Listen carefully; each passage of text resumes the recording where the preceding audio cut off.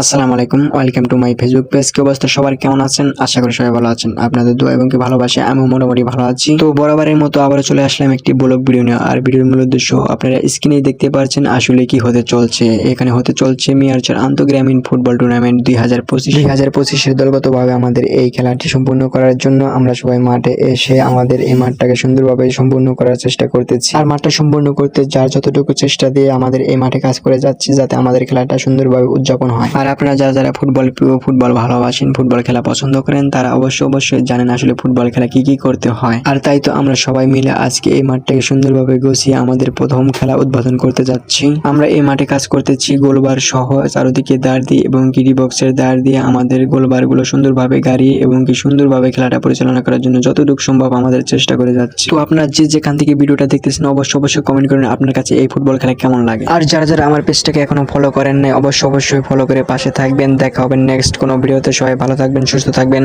আল্লাহ হাফেজ।